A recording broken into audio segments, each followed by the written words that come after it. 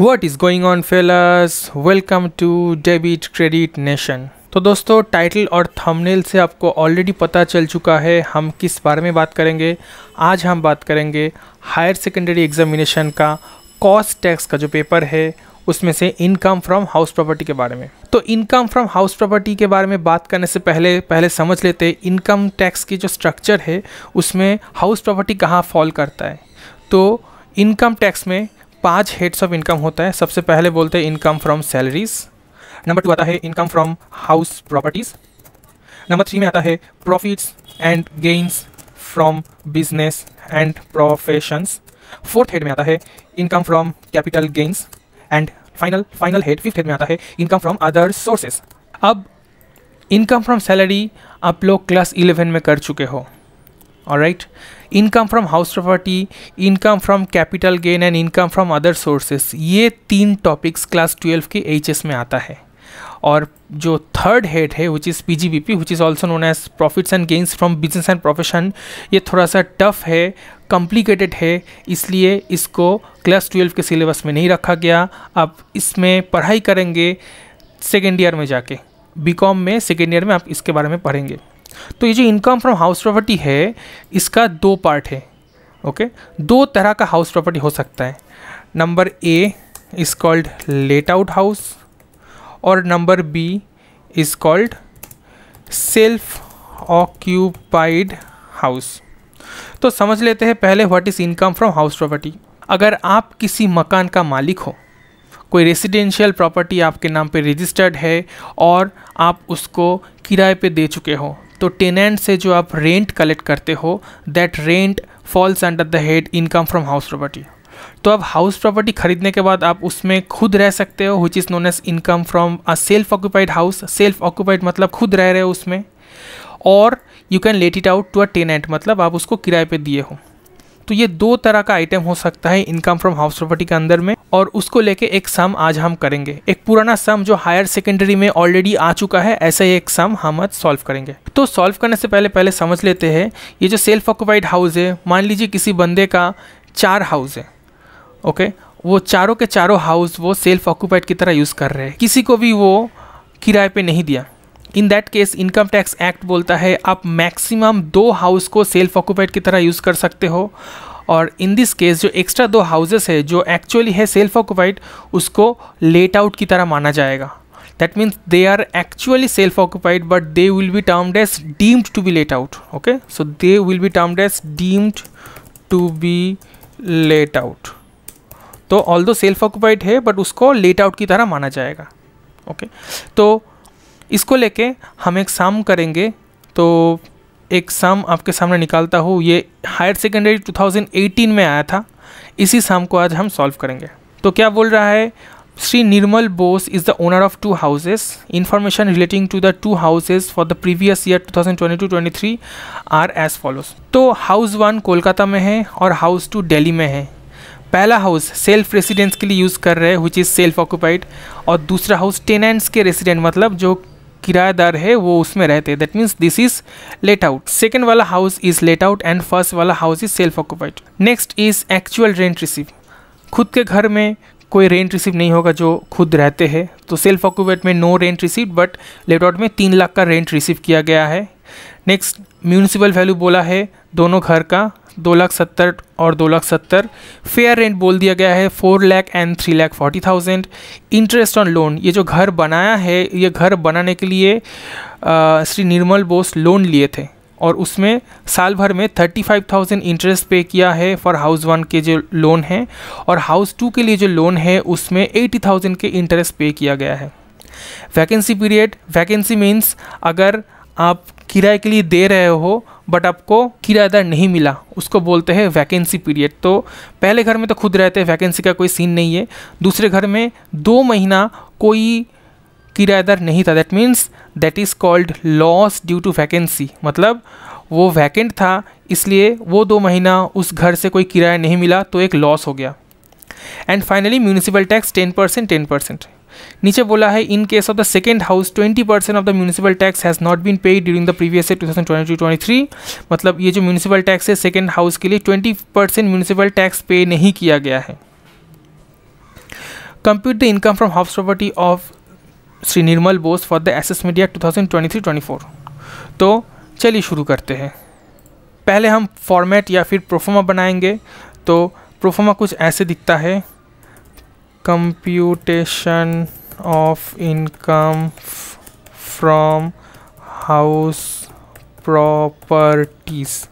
ठीक है, जब भी आप शुरू करोगे ये प्रोफोमा फॉलो करो तो आपको अच्छा मार्क्स आएंगे। तो सबसे पहले आपको बीच में लिखना है कि आप कौन सी हेड के लिए ये सम बना रहे हो। तो मेरा हेड है हाउस प्रॉपर्टी, उसके नीचे इधर आप RS that is residential status and SSC का नाम लिखिए और राइट साइड में assessment year and previous year लिखिए। मेरे SSC का नाम है श्री निर्मल बोस, तो SSC का नाम लिख देंगे निर्मल बोस। असेसमेंट ईयर 2023-24 और प्रीवियस ईयर 2022-23। ओके, ये मेरा गिवन था सम में। ऑलराइट, तो नेक्स्ट होगा पर्टिकुलर्स। मेरे पास 2 हाउस है, तो H1 with in bracket self occupied and H2 मतलब house 2 with in bracket let out.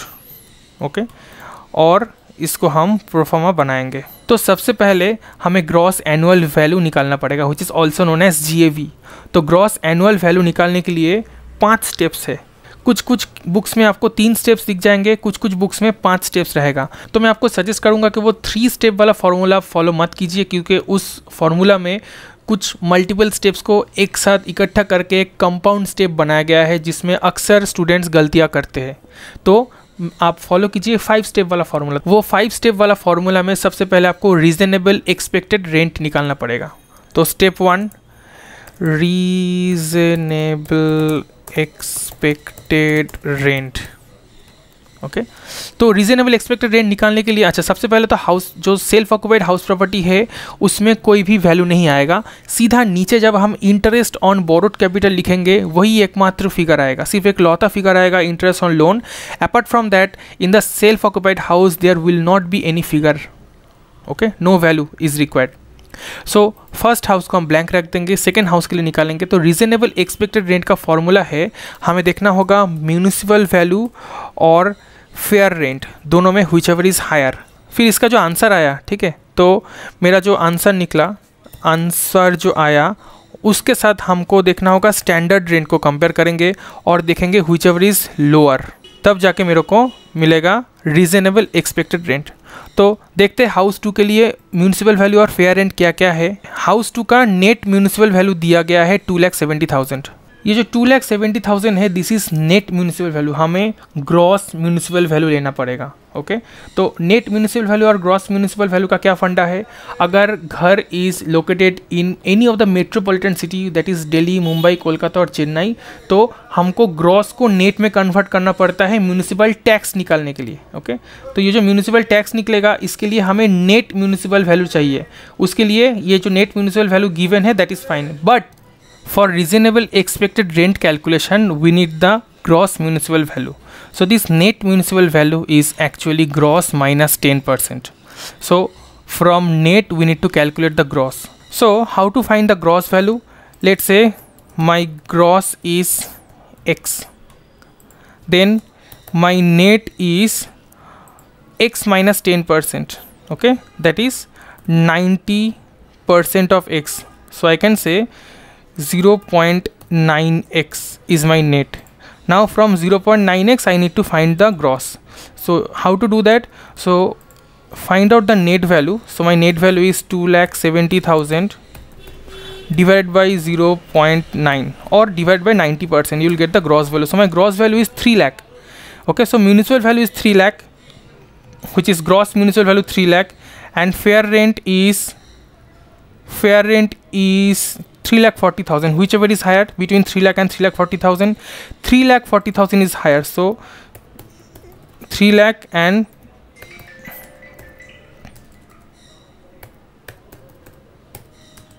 so 3,40,000 is higher, and with the fair rent now I will compare standard rent. In this sum standard rent is not given. All right, so therefore step 1, result of step 1 is 3,40,000. So 3,40,000 step 1 मिल गया. Step 2 is actual rent receivable minus unrealized rent. So ध्यान से देखना, actual rent receivable है, not actual rent received. Actual rent receivable मतलब अगर property 12 महीना में उसको किराए पे दूँ तो मेरे को कितना रेंट मिलेगा, ना कि एक्चुअली कितना रेंट मिला. ओके, तो इधर अक्सर स्टूडेंट्स गलतियां करते हैं. याद रखना, this is annual rent receivable. Okay, मैं इसको अलग से हाईलाइट कर देता हूँ, रिसीवेबल. तो एक्चुअल जो रेंट मिला वो नहीं चाहिए, जो मिलना चाहिए as if property is let out for 12 month. अगर 12 महीना में भाड़ा दूँ तो मेरे को कितना किराया मिलेगा वो चाहिए, minus unrealise rent. What is unrealise rent? मतलब मेरे मकान में किराएदार है बट फिर भी मेरे को किराया नहीं दिया, that is called unrealise rent. तो ये जो सम है, इस सम में देखिए हमें कितना रेंट मिला है. एक्चुअल रेंट रिसीव जो मिला है वो 3 लाख का है, बट इसमें से भी 2 महीना का वैकेंसी है. मतलब ये जो रेंट मिला है 3 lakh, that is for 10 months. 12 महीने में से 2 महीना वैकेंट है, मतलब ये जो 3 लाख का रेंट मिला है वो 2 महीना हटा के, दैट मीन्स 10 महीने का रेंट मुझे 3 लाख मिला है, मेरे को 12 महीने का रेंट चाहिए. तो कैसे निकालेंगे? इधर equal to 3 lakh into 12/10. Okay, तो ये करने से पता चला मेरे को, अगर 10 महीने का भाड़ा 3 लाख है तो 12 महीने का भाड़ा कितना है. यूनिटरी मेथड में सिंपल निकाला है, तो 3,60,000 मेरा सेकेंड स्टेप का आंसर है. मेरे पास कोई अनरियलाइज रेंट नहीं है, तो 3,60,000 माइनस 0 इक्वल टू 3,60,000.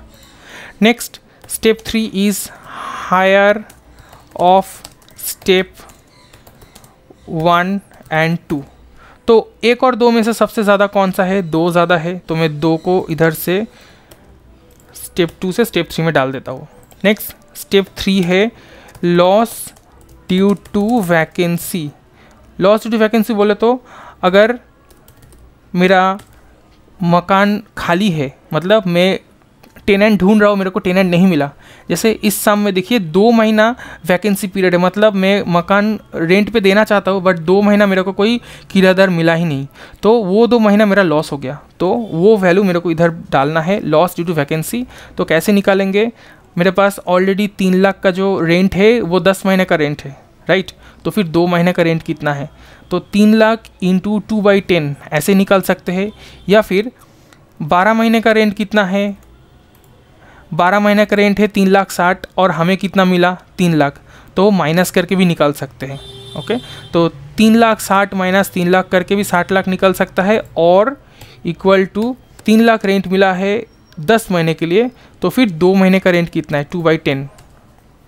ओके, तो ऐसे भी आप निकाल सकते हो loss due to vacancy. And finally जो वैल्यू मिलेगा उसको बोलते हैं gross annual value. Gross annual value equal to step 3 minus step 4. तो equal to 3,60,000 minus 60,000 equal to 3 lakh. तो ये मेरा ग्रॉस एनुअल वैल्यू है. ऑलराइट, तो सबसे पहले हमको ग्रॉस एनुअल वैल्यू निकालना पड़ता है. नेक्स्ट स्टेप क्या है? उधर से हमको लेस म्यूनिसिपल टैक्स लेस करना पड़ता है. याद रखना, जब भी हम म्यूनिसिपल टैक्स निकालेंगे हमें देखना होगा कि वो property is located in metro city और नॉट. अगर मेट्रो सिटी में है तो हमको नेट म्यूनिसिपल वैल्यू के ऊपर म्यूनिसिपल टैक्स कैलकुलेट करना है, और अगर मेट्रो सिटी में नहीं है मतलब मेरे को नेट के बारे में देखना नहीं पड़ेगा, मतलब जो ग्रॉस है उसी पे चार्ज करेंगे. तो इन दिस केस देखिए, ये घर दिल्ली में है which is in a metro city, and मेरे को 10% म्यूनिसिपल टैक्स निकालना होगा. तो जब 10% निकालूंगा मैं ग्रॉस के ऊपर नहीं निकाल सकता, मेरे को नेट के ऊपर निकालना पड़ेगा, क्योंकि द घर इज़ सिचुएटेड इन दिल्ली. तो मेरा ग्रॉस कितना है? मेरा ग्रॉस है 3 लाख, और नेट कितना है? नेट है 2,70,000 विच इज़ गिवन. तो मेरे को 2,70,000 के ऊपर 10% कैलकुलेट करना है. तो इक्वल टू 2,70,000 इंटू 10%. अब बोला है कि 20% is unpaid. In the second house 20% of municipal tax has not been paid during the previous year, तो फिर जो 80% दिया है उसका ही डिडक्शन मिलेगा। ये कैश बेसिस पे है, आप जितना एक्चुअली पे करोगे उतना का ही डिडक्शन मिलेगा। तो in this case 21,600 is my municipal tax. Okay, तो माइनस करके हमें मिलेगा net annual value which is 3 lakh minus 21,600 equal to 2,78,000। इधर से हमको दो चीज़ लेस करना होगा। लेस सबसे पहले स्टैंडर्ड डिडक्शन लेस करते हैं। स्टैंडर्ड डिडक्शन, जैसे आप सैलरी में फ्लैट 50,000 स्टैंडर्ड डिडक्शन लेस करते हो, वैसे ही इधर अंडर सेक्शन 24A में आप लेट आउट के लिए 30% आपको स्टैंडर्ड डिडक्शन दिया जाएगा। इसमें कोई फ्लैट रेट नहीं है, इसमें एक परसेंटेज है, फ्लैट अमाउंट नहीं है, इसमें एक परसेंटेज है। तो इक्वल टू 2,78,400 मल्टीप्लाइड बाई 30%। 30% का आपको स्टैंडर्ड डिडक्शन मिल गया। नेक्स्ट और एक डिडक्शन लेस किया जाता है, interest on borrowed capital under section 24B। What is this? अगर आप लोन लेके घर बनाए हो, मैक्सिमम लोग होम लोन लेके ही घर बनाते हैं, तो उस लोन में से जो इंटरेस्ट का पोर्शन है वो इंटरेस्ट मुझे डिडक्शन मिलता है। कितने अमाउंट का डिडक्शन मिलेगा उसके लिए हमें कुछ प्रोविजंस देखने होंगे। तो सबसे पहले अगर आप लोन लेके घर बनाए हो और उस घर को लेट आउट की तरह यूज़ कर रहे हो, दैट मीन्स उस घर को आप किराएदार को दिए हो, तो कोई लिमिट नहीं, जितना इंटरेस्ट ऑन लोन है फुल अमाउंट के लिए आपको डिडक्शन मिलेगा। तो जो ये हाउस है this is for let out. Let out के लिए कोई रेस्ट्रिक्शन नहीं, जितना इंटरेस्ट है फुल इंटरेस्ट आप इधर डाल सकते हो। कितना इंटरेस्ट है? 80,000 इंटरेस्ट है, तो आँख बंद करके एग्जैक्ट 80,000 में बिठा दूंगा इधर 80,000। अब ये निकल गया मेरा इनकम फ्रॉम हाउस प्रॉपर्टीज़। तो कैसे निकालेंगे? Equal to net annual value minus standard deduction minus interest on borrowed capital. तो निकल गया 1,14,880। ये मेरा लेट आउट घर के लिए। नेक्स्ट हम देखेंगे सेल्फ ऑक्यूपाइड घर के लिए। तो as already discussed, self occupied घर में कोई वैल्यू नहीं आएगा, सिर्फ इंटरेस्ट ऑन लोन में फिगर आएगा और कहीं पे कोई फिगर नहीं आएगा। बट इंटरेस्ट ऑन लोन के लिए एक पाबंदी है, दैट मीन्स आप 2 लाख तक का इंटरेस्ट ऑन लोन क्लेम कर सकते हो। 2 लाख से ज़्यादा अगर इंटरेस्ट दिए हो तो आप क्लेम नहीं कर सकते। फॉर एग्जांपल, अगर आप मान लीजिए जब लोन रीपे कर रहे हो, आप कुछ प्रिंसिपल के लिए रीपे कर रहे हो, कुछ प्रिंसिपल पार्ट रीपे करते हो, कुछ इंटरेस्ट पार्ट रीपे करते हो, तो प्रिंसिपल पार्ट जो रीपे कर रहे हो उसके लिए इधर डिडक्शन नहीं मिलेगा, कोई दूसरे सेक्शन में मिलेगा। इधर सिर्फ इंटरेस्ट पार्ट रीपे कर रहे हो उसके डिडक्शन मिलेगा। आप अगर साल भर में 2,10,000 का इंटरेस्ट रीपे किए हो, आपको सिर्फ 2 लाख का ही डिडक्शन मिलेगा। ठीक है, तो 2 लाख का एक लिमिट है।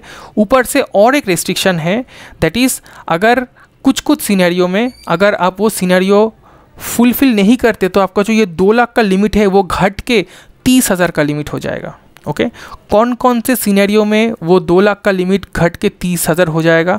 अगेन, अगर आप सेल्फ ऑक्यूपाइड घर के लिए कर रहे हो तो ही ये लिमिट वैलिड है, दैट मीन्स आइदर 2 लाख या फिर 30,000। अगर आप लेट आउट घर के लिए लोन का इंटरेस्ट रीपे कर रहे हो तब कोई लिमिट नहीं। आप अगर 3 लाख का इंटरेस्ट रीपे कर रहे हो तो एग्जैक्टली 3 लाख का रिडक्शन मिल जाएगा लेट आउट के लिए। बट सेल्फ ऑक्यूपाइड के लिए रूल है। तो रूल क्या है हम देख लेते हैं।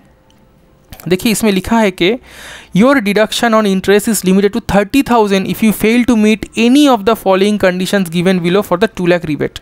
तो जो 2 लाख का हमें इंटरेस्ट ऑन लोन मिलता है डिडक्शन के लिए, अगर ये 3 पॉइंट में से कोई भी एक पॉइंट अगर फेल कर गया, वो 2 लाख का रिबेट या डिडक्शन घट के 30,000 हो जाएगा। क्या क्या लिमिट है? सबसे पहले बोल रहा था home loan must be for the purchase और construction of the company. Loan लेके आपको घर खरीदना होगा या फिर घर बनाना होगा। Number 2, the loan must be taken on और आफ्टर 1 अप्रैल 1999, मतलब 1999 के बाद आपको लोन लेना पड़ेगा, सेकेंड कंडीशन। और third condition is the purchase और construction must be completed within 5 years from the end of the financial year in which the loan was taken. मतलब जो साल में वो लोन लिया गया है उस साल के 5 साल के अंदर ये घर कंप्लीट हो जाना चाहिए। ऐसा नहीं कि आप 2012 में लोन लिए हो और 2021 में जाके वो घर कंप्लीट हुआ, तो ये कंडीशन में फेल हो गया। ओके, तो क्या क्या कंडीशन है? अगर आप लोन लिए हो परचेस करने के लिए या फिर कंस्ट्रक्शन करने के लिए तो आपको 2 लाख का लिमिट रहेगा। अगर इसके अलावा कोई दूसरे पर्पस के लिए आप लोन लिए हो तो वो घट के 30,000 हो जाएगा, नंबर 1। नंबर 2, 1 अप्रैल 1999 से पहले अगर लोन लिए हो तो आपका लिमिट, इंटरेस्ट का लिमिट घट के 30,000 हो जाएगा। और नंबर 3, लोन लेके 5 साल हो गया बट अभी तक घर कंप्लीट नहीं हुआ, तब भी आपका 2 लाख घट के 30,000 हो जाएगा। तो हमारे सिनेरियो में चलते हैं। इधर क्या है? इधर लिखा है interest on loan 35,000 for repairs, मतलब फर्स्ट कंडीशन फेल हो गया। फर्स्ट कंडीशन क्या था? परचेस या फिर कंस्ट्रक्शन के लिए, रिपेयर के लिए नहीं। ये बंदा लोन लिया है घर में कुछ रिपेयरिंग करने के लिए 35,000, तो 35,000 की जगह मेरे को सिर्फ 30,000 का ही डिडक्शन मिलेगा क्योंकि फर्स्ट कंडीशन फेल कर गया। सेकेंड कंडीशन क्या है? 1999 से पहले लोन लिया है, उसके बारे में कुछ बोला नहीं। और थर्ड कंडीशन क्या है? 5 साल के अंदर घर बनाना कंप्लीट करना पड़ेगा, वो उसके बारे में भी कुछ बोला नहीं। तो फर्स्ट कंडीशन क्लियर कट बोल दिया कि रिपेयर के लिए लिया। जैसे दूसरे वाला देखिए कंस्ट्रक्शन के लिए, कंस्ट्रक्शन के लिए लेंगे तो आपको 2 लाख का लिमिट रहेगा। बट अगेन ये टेनेंट्स रेसिडेंट लेट आउट है, लेट आउट है तो कोई 2,30,000 कुछ भी नहीं देखना है, जितना भी इंटरेस्ट है सब डाल देना है। बट इधर ये रिपेयर के लिए यूज़ कर रहा है इसलिए इसका 2 लाख का लिमिट नहीं रहेगा, 30,000 का लिमिट रहेगा। मतलब एक्चुअल जो इंटरेस्ट ऑन लोन दिया है वर्सेस प्रोविजन में जितना अलाउ करता है, that is 30,000 whichever is lower. So 35,000 और 30,000 में लोअर है 30,000, तो 30,000 का ही डिडक्शन मिलेगा। तो इधर हमें डिडक्शन मिलेगा 30,000। तो फाइनल वैल्यू क्या है? 0। इधर नेट एनुअल वैल्यू कुछ नहीं, मतलब 0 - 30,000 इक्वल टू -30,000। ओके, तो अगर हम बोलेंगे कि मेरा total income from house property कितना है, तो इन दोनों का समेशन, सो मेरा समेशन है 84,880। That means income from house property is 84,880। पहला घर के लिए -30,000 और दूसरे घर के लिए 1,14,880। तो ये 1,14,000 और इधर -30,000 मिला के 84,880 इतने का मेरे को इनकम फ्रॉम हाउस प्रॉपर्टी से वैल्यू आया। तो ये तो है मेरा सेकेंड हेड का इनकम। ऐसे करके तो हाउस प्रॉपर्टी का आंसर आया 84,880। वैसे बाकी सारे हेड का जो टोटल इनकम है उसको ऐड करेंगे, ऐड करके पता चलेगा ग्रॉस टोटल इनकम, और उस ग्रॉस टोटल इनकम से हमको कुछ डिडक्शन मिलता है, और डिडक्शन लेस करने के बाद आता है नेट टोटल इनकम, और उस नेट टोटल इनकम के ऊपर हमें टैक्स देना पड़ता है, जो कि हम आगे सीखेंगे, कॉलेजेस में सीखेंगे। बट अभी इस क्लास के लिए और क्लास 12 के लिए हमें ये हाउस प्रॉपर्टी का सम आता है, 10 मार्क्स का सम आता है। अगर ये सम आया तो आपको ऐसे सॉल्व करना है। तो वीडियो को यहीं पे वाइंड अप करूँगा दोस्तों। अगर आपको ये वीडियो पसंद आया please do subscribe to debit credit nation, और हमें इनकरेज करेंगे तो हम अगले बार नया वीडियोस लेके आएंगे और डिफरेंट टॉपिक्स के ऊपर। प्लीज़ कमेंट सेक्शन में बताइए आपको कोई और वीडियो, कोई और टॉपिक के ऊपर चाहिए, तो हम ज़रूर ट्राई करेंगे वो वीडियो बनाने के लिए। Thank you so much.